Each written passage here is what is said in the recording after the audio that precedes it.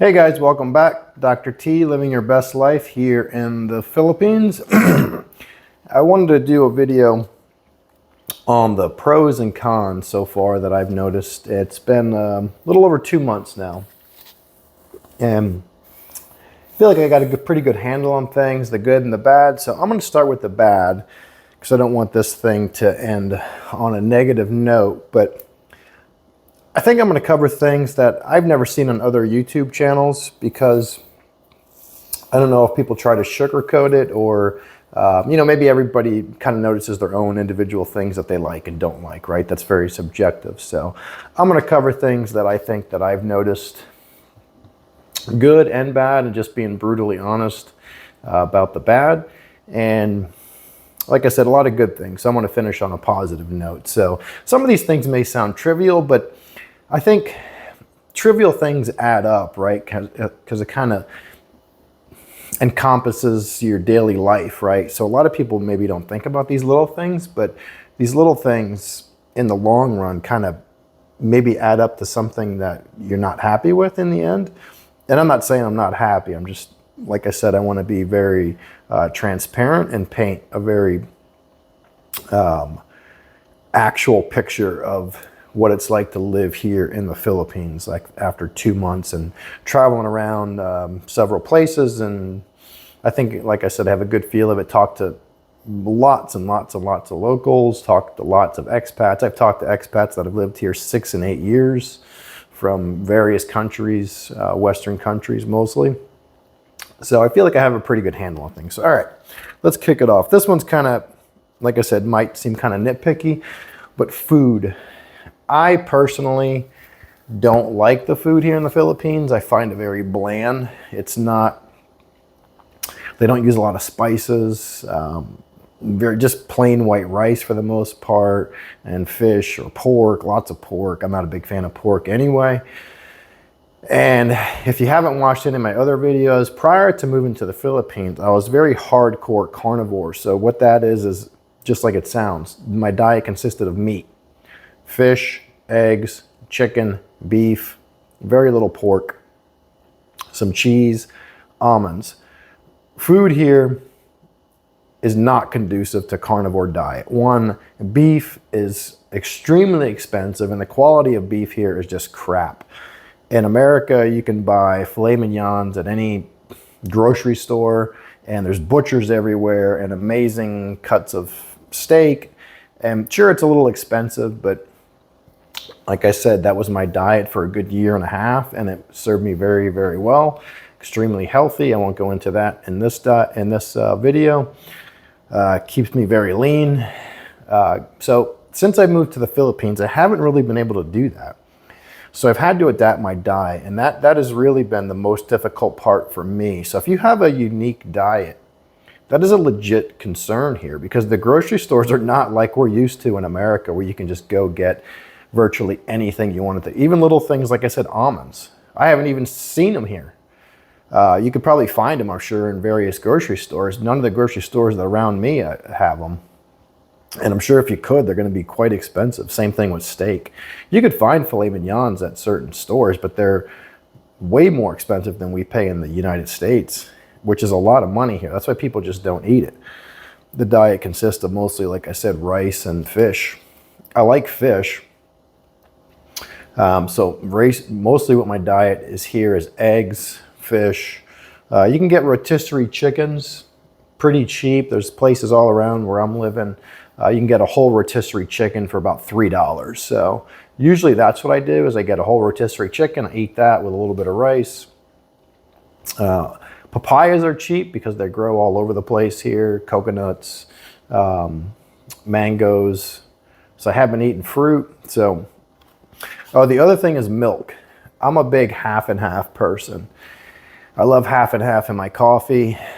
I was using heavy whipping cream in America. You can find it here, but it is ungodly expensive for a little tiny container of heavy whipping cream. I think it's like $4 or $5 American dollars, something like that. And milk is just shit here. It comes in like a carton, basically like a giant juice box, and it's equivalent to be 1 gallon in American dollars would be about $8, $9 US. And it's not like the same kind of quality of milk. It's actually, most of it is fake milk. It's like water and powder and a bunch of like whey protein. And if you look at the ingredients on the back of the milk carton, because it's not even refrigerated, it's literally in the aisles in the grocery store, so it's warm. So clearly it's not real milk, and clearly it's filled with all sorts of preservatives. So the milk quality is just crap. And I did used to put heavy whipping cream in my protein shakes in America. That you couldn't do here because it's just too expensive. It's not conducive, honestly. And that's the other thing, supplements. The only supplements I really take is protein. I was living on pretty much 2-3 protein shakes a day in the US. It's hard to get here. You can get it on Shopee, and there is a supplement store in Lapu-Lapu. I'm in Lapu-Lapu right now. But it's about 30-40 minutes away, and it's expensive, much more expensive than we would pay in the States, in America. So, and supplements are a little more expensive, meaning like I just take like zinc, magnesium, some various things like that. You can get that stuff real easy here on Shopee or whatever. But other one is pollution. I don't even think they have any sort of regulations on that type of stuff.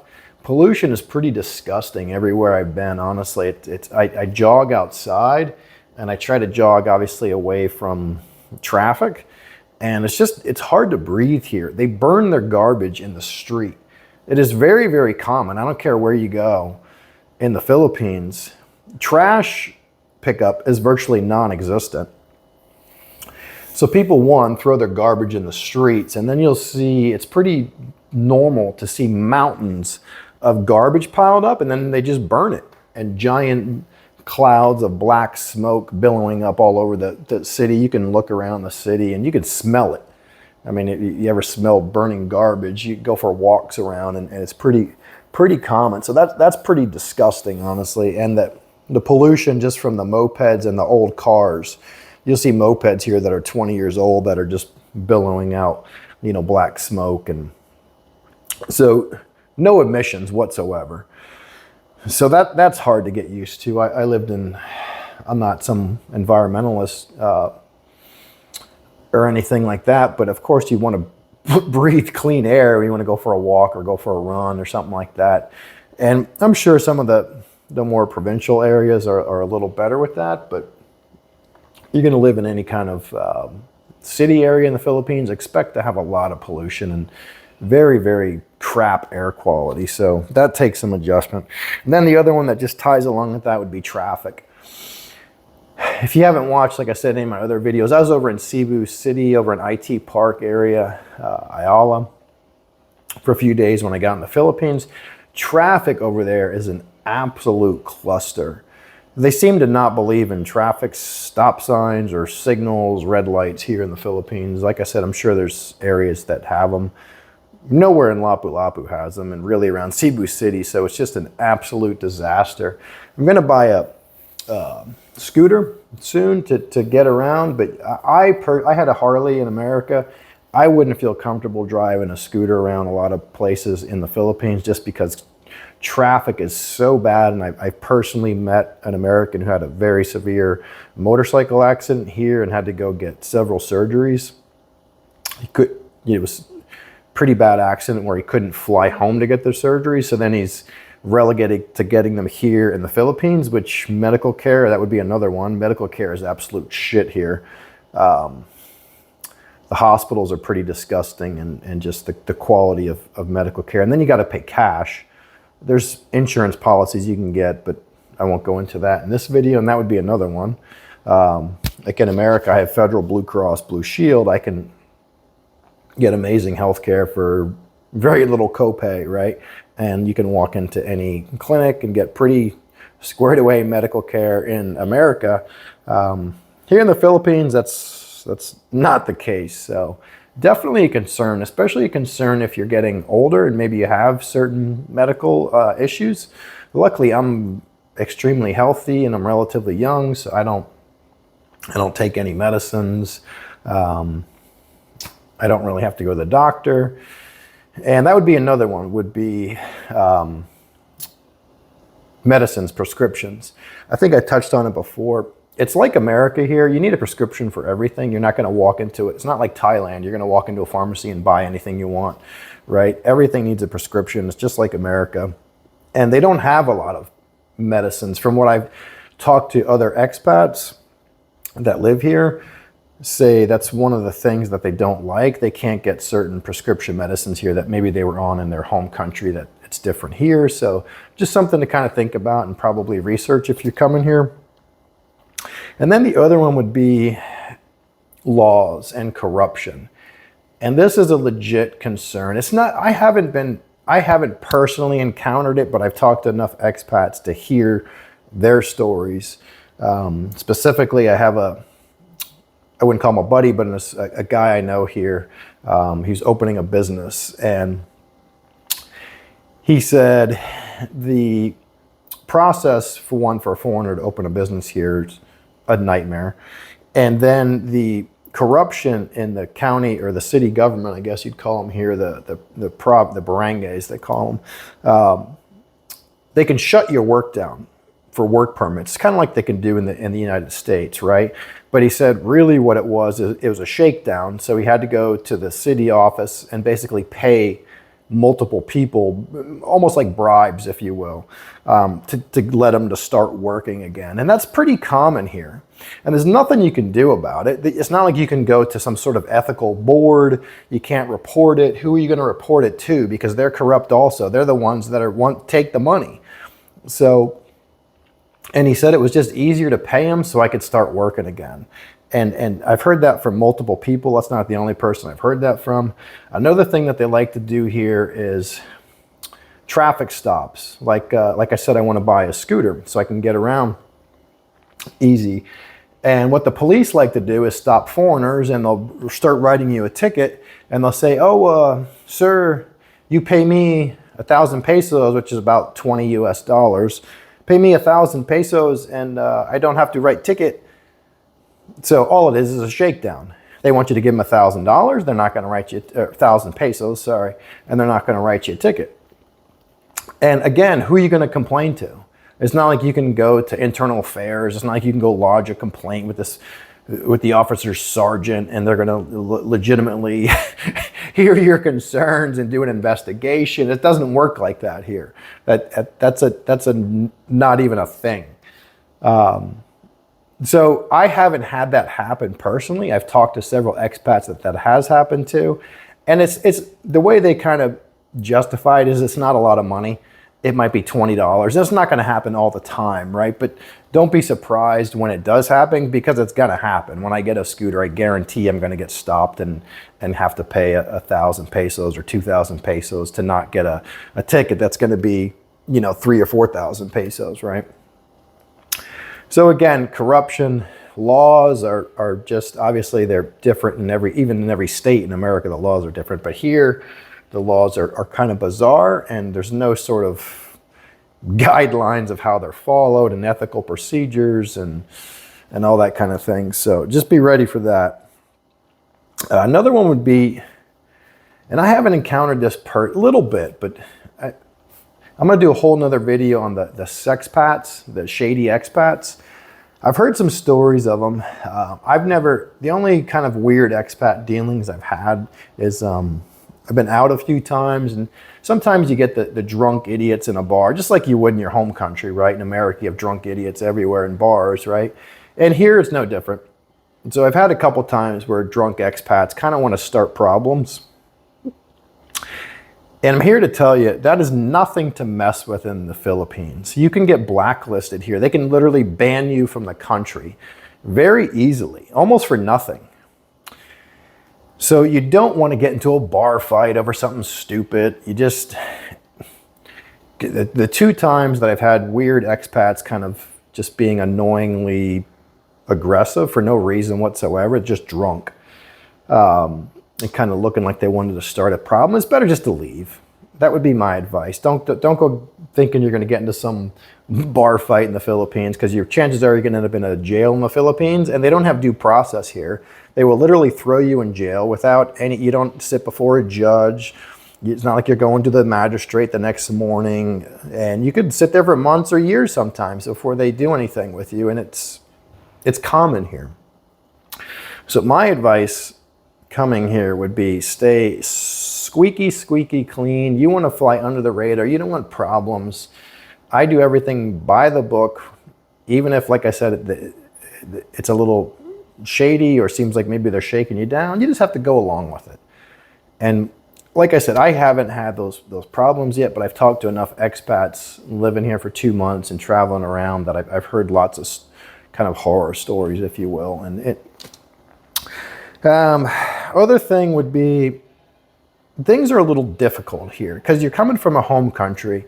And yes, most, and I do that in air quotes because most Filipino and Filipina people speak English, but there's obviously levels of English understanding, right? Meaning that a lot of stores you go in, they don't speak English. They can speak a little bit of English, right? It's kind of like maybe our understanding of Spanish. If you took 4 years of Spanish in high school, right? It's not like you're going to go to Mexico and engage with the local population, right? Because they speak really fast, and we can't track like that. And it's kind of like that for them, I think. A lot of them speak perfect English, amazing English. But so a lot of times, like for example, I talked about this in another video, but when I first got here, setting up my phone, it was a disaster because every store I went in, they barely spoke any English, and I'm trying to talk to them, and you could tell they don't understand you.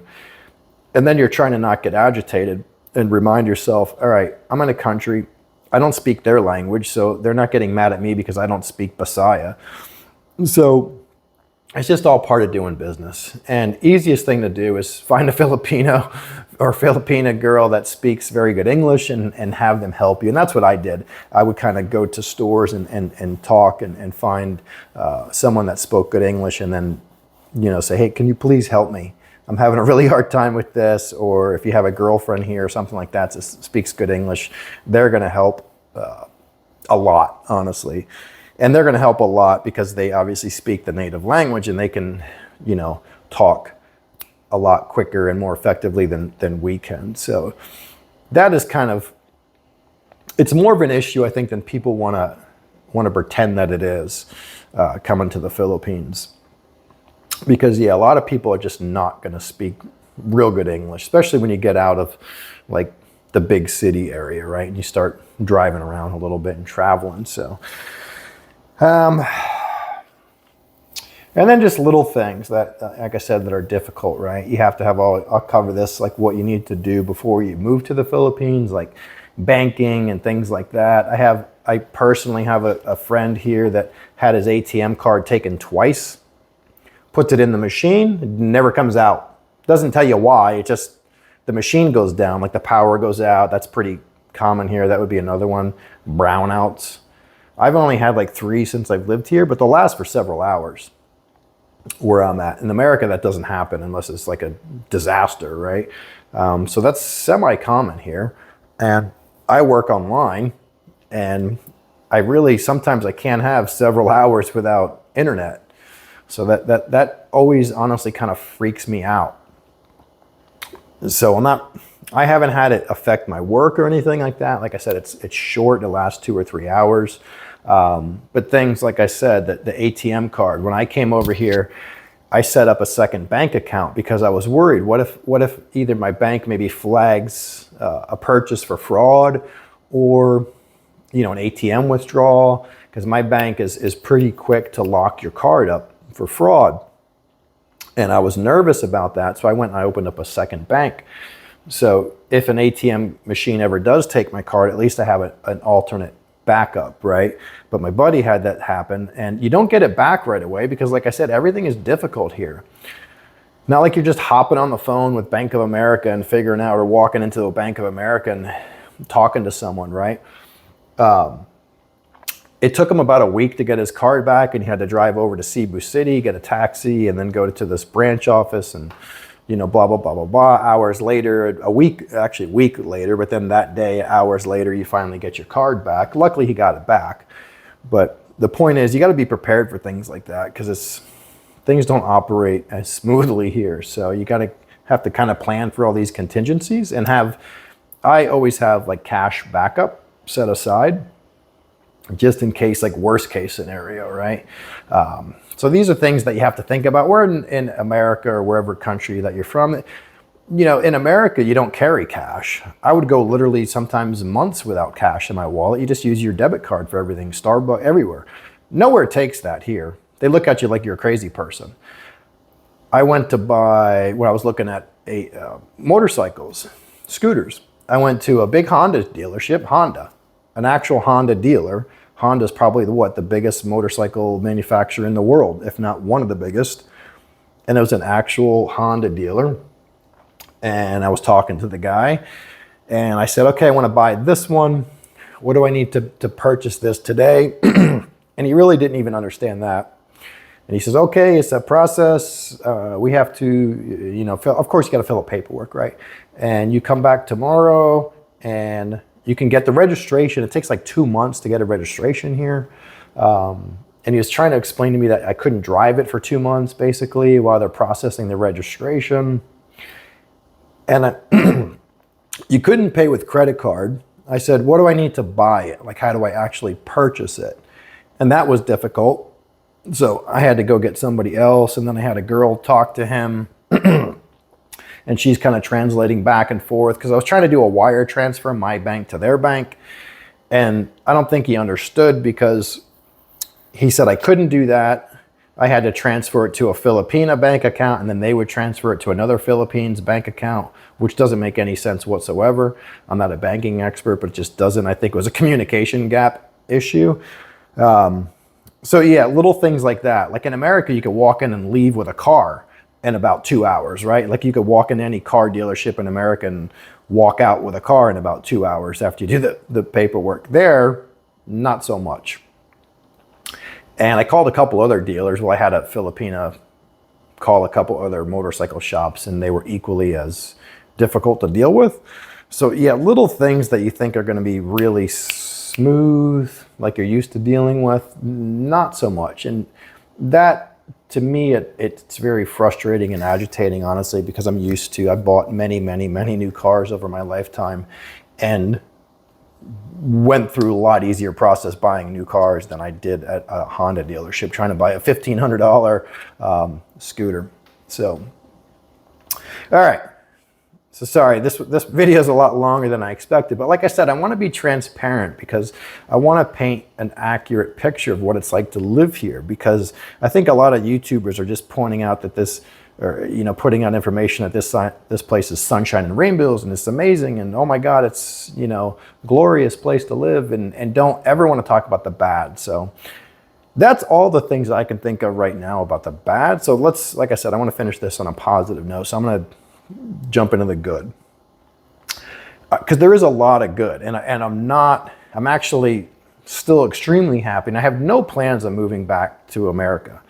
Maybe someday, but not anytime in the next few years, honestly. So let's talk about the good. One would be the drama. I was talking to some Americans, and nobody really talks politics here, thank God. But kind of what we were talking about was that we left all that crap in our home country, right? Wherever that is, if it's America or England or Australia. I haven't looked. Things still come up on my YouTube, your feed on YouTube of suggested videos. I haven't even looked. I almost started clicking on one day, and then I thought, why am I going to look at it? It's going to agitate me. I don't want to know what's going on politically in America right now because I guarantee it's a shit show. And it's just going to frustrate me and agitate me. And in America, I got wrapped up in all that, right? You watch the news all the time, or you look at feeds and you watch certain people on YouTube or whatever in politics and commentary and things like that. So I left all that crap behind, and thank God, I'm so much happier for it. So I left all the drama. The other one would be just the negative drama in the West. And I mean all the social drama, right? Like the LGBTQIA alphabet soup people, drama, and all that stuff. And here and I won't go too far down that lane, but here, nobody cares about that stuff. You see lots of homosexual and lesbian and trans people here. Nobody cares.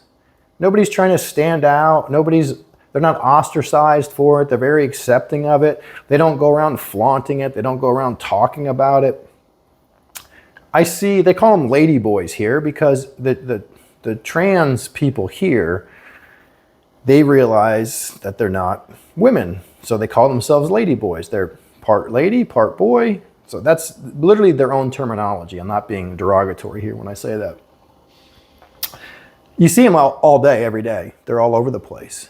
And they're very accepted here. And they're not, like I said, looked down upon. But they're also not trying to be on every social media platform screaming from the rooftops with a megaphone, right? Look at me, look at me. I want attention on Facebook and social media. And it's just part of everyday life. And it's great, and it's not stressful. And the other thing would be all the freaks in America. Like, talked about this when I did if you haven't watched my video on dating Western women versus Filipino women, all the girls with the face tattoos and, purple and green hair and, dressing like a freak show. Look at me, I just want to stand out, I'm different, right? And all those types of people, that's non-existent here. It's just not. I've never seen it actually anywhere in the Philippines, and I've traveled several places here. And like I said, living here over 2 months now. So that is extremely, extremely, extremely refreshing. And then the big one would just be costs. You could kind of see that's my view. I'm in the living room of my condo right now. My condo, I'll do another review on my actual condo later, but I live in Mactan, Newtown in Lapu-Lapu. Great little area. I've done a couple of tours on. If you haven't watched those, watch those. That's my view. My balcony overlooks the pool, which overlooks the water. And then on the other side, you can't see on this side of me, to the left there would be the mountains. I can see part of Cebu, the mountains. And it's beautiful. That's why I got this place. And it's $500 a month. I moved here from Tampa, Florida. This condo in Tampa, Florida, equivalent with a water view in this building, because it's a great high-rise building and with security guards and a doorman, the whole 9 yards, would be about $4,000 a month. And I'm not being exaggerative when I say that. My apartment when I moved here was $2,500 a month for a 1-bedroom, no view, in a regular old generic apartment complex in Tampa. So yeah, something this nice with a water view in Tampa, like off of somewhere around Tampa Bay, let's just call it that, with an ocean view would easily be $3,500 to $4,000 a month. And then just everything else is cheaper. Other than like the milk and a couple weird food items, everything else is cheaper. I go get my hair cut, it's $1.50 American. Sorry, $3. $1, 150 pesos, which is $3 American to get a haircut. In Tampa, it was like $30 to get a haircut. So I actually noticed I'm saving more money here. I looked at my bank account and I was a little freaked out to look at it at first, because when I got here, I was kind of whooping it up a little bit. I've traveled to Bohol several times. I've stayed at resorts. I've been having a great time. I go out to eat constantly. Been going to some nice places. I've been to the Shangri-La. It's a 5-star resort. So I've been in my mind, I'm like, holy shit, I gotta cut back on the spending, because I've been going a little nuts here. And I was a little freaked out at first. I'm like, maybe I don't want to take a look at that bank statement. But no, I'm saving more money because everything is cheap. I go to lunch and I spend, $2. I go to the grocery store and I'm spending $20 instead of $200. So everything is cheap. So that ties me into the last and most important thing that I want to finish on, is quality of life. And this, I almost can't stress this point enough. And I'm going to do another video on finances and budget and all that, and like what I've been spending to live here. And my budget is obviously going to be very different than someone else's budget and someone else's, et cetera, et cetera. We're all going to be different because we all have our own things that we like and need and want in our quality of life. But my quality of life here has actually been amazing because I feel the most relaxed I honestly maybe have ever felt in my life because I have zero stress.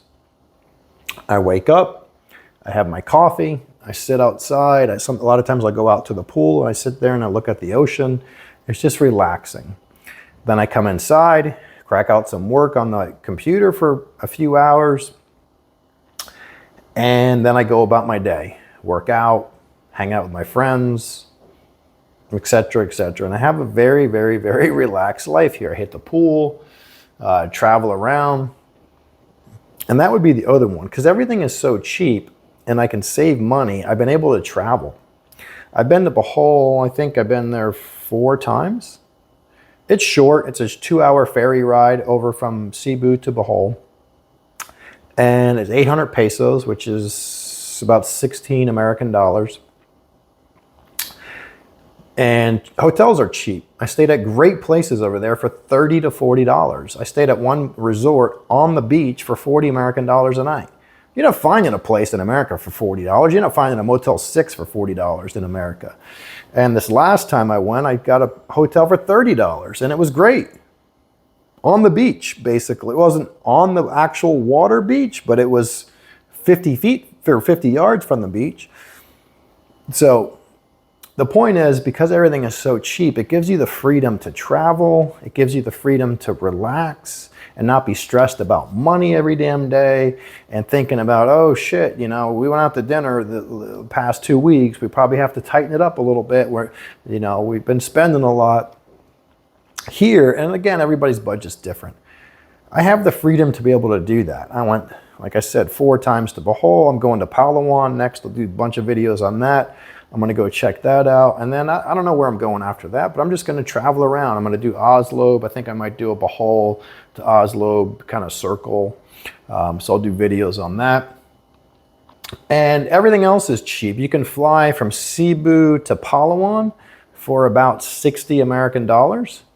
And it's a quick flight, hour flight, and you're there in a beautiful resort area. Some of the best beaches literally in the world are in Palawan, so I'm going to do some videos on that. So that for me is the most rewarding part, right? I can overlook the dumb things. I can get past that. I can't go buy filet mignon at the supermarket, right? Or I can't get half and half. And I'll suck that up because I'm just freaking happy and I'm relaxed and I feel like I have no stress and I really am in a really good place, like mentally, as far as just being truly, truly happy. And then the other part I didn't even touch on here, if you're a single guy, is the dating. Look at my video on some of the dating stuff, and I'll do more on those in the future. But the dating prospects here are absolutely phenomenal. I mean, absolutely phenomenal. And I'll do, like I said, more videos on that. But absolutely phenomenal. Whatever country you're coming from, your home country, whether it's America, Australia, or UK, or Russia, or wherever it is you're coming from, trust me, the dating prospects here are absolutely amazing. Some of the most beautiful women I've ever seen in my entire life, and just the sheer quantity of them. You can't go to Starbucks without seeing a beautiful woman that looks like she should be in a magazine. And they actually are interested, if they're single, right? Or might be interested. So your prospects here are times 1,000,000 for whatever home country you're coming from, trust me. So if you can get past the little tiny things, and like I said, in the big scheme of things, they're little, but I wanted to be transparent about them and share them. I can overlook those tiny little things because, like I said, I'm very happy, I'm very at peace, and that to me is worth, you can't even put a price tag on what that's worth. Honestly, it's just sheer happiness and just content for honestly one of the first times it's been in my life for a long time. And if you're looking at coming to the Philippines, we all are very similar, right? every expat I talk to kind of shares a real similar backstory, right? They're leaving their home country because they're frustrated with the rat race, right? The daily grind. I've worked myself to death for 20 or 30 years, right? And what do I have to show for it? Yeah, I got a fancy house or a fancy car, but I also have a mountain of bills to go with it. And I got some shitty life, and I'm unhappy and stressed. And we all kind of share a similar story, right? That's why we're here. So, and every single person I've talked to that comes here loves it. Loves it, loves it, loves it, loves it. Every expat I talk to, and like I said, I've met guys that have lived here for 6 and 8 years. I met a guy this couple days ago that's been here for 6 years. Guy moved from California. Really common, really common. I haven't met one single expat that has said, you know what, I got here and it sucks bad and I'm moving back to America. Haven't met a one. Does it happen? Sure. I haven't met one. And that, like I said, these areas are packed with expats. Bohol is packed with expats from all over the world. So I think overall, if you're thinking about moving to the Philippines, you're going to be very, very happy. Very, very happy. But like I said, I wanted you to have an accurate picture of the whole thing. So I hope that helps. So like I said, like and subscribe and comment. And I'm trying to get more of these videos out. And like I said, my life is here. This is my permanent residence, not here in Lapu-Lapu. I'm going to end up somewhere in the Philippines for sure. And so part of that is me traveling around and kind of documenting my excursions. I went snorkeling and I forgot I didn't have an underwater camera, so I got to get one of those. I'll do another video on that because I don't want to do a video without the actual pictures and some underwater photography. But it was amazing and it cost me about $8. So yeah, you can have the time of your life here, very cheap, and you're going to be fully rewarded and happy and thankful that you did, honestly. So all right, hope that helps, guys. Sorry, this was a long one, but like I said, I wanted to cover a lot. All right, see you guys.